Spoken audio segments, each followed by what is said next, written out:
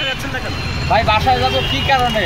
আমাদের 6 জন ভাই গুরুতর আহত, একজন অলরেডি নিহত হয়ে গেছে। আজকের ঘটনা? হ্যাঁ, ঘটনা ঘটাইছে। ঘটনা ঘটাইছে এই যে আর্ম পুলিশ সদস্য, সেনাবাহিনীর সদস্য, পুলিশ সদস্যরা। আচ্ছা, আপনাদের সাথে আসলে সংঘর্ষে বাধার কারণটা কি? বাধার কারণ হচ্ছে আমাদের জন্যই তারা আয়োজনটা করছে। আমরা সংসদ ভবনের ভিতরে গেলাম, ভিতরে যাওয়ার পরে আমরা যখন আমাদের ন্যায্য দাবিটা তাদের সামনে উপস্থাপন করলাম, সেখানকার যারা প্রতিনিধি ছিল তারা আমাদের দাবি মানবে না।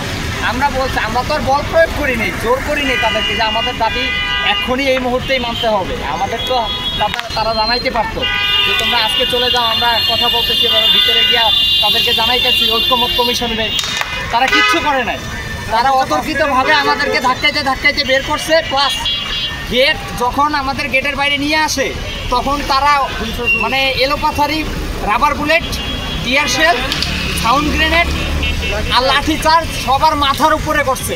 আমরা তো দেখতে পেলাম যে আপনারা ভিতর থেকে এসে বাইরের লোকজনকে নিয়ে গেলেন প্রথম পর্যায়ে, তারপর পুলিশ বাধা দিয়েছে, তারপর তো আসলে বিপত্তিটা বাধে আপনাদের সাথে। হ্যাঁ,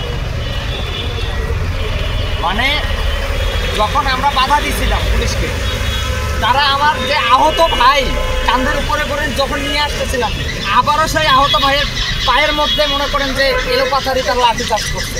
আহত একজন হয়েছে, তাকে আমি কাঁধে করে নিয়ে আসতেছি, ওই অবস্থাতেও ওর উপরে হামলা করছে। কী কারণে? আমরা কোন দেশে বসবাস করতেছি ভাই? আমরা জুলাই সনদ সংশোধনের দাবিতে আসছিলাম।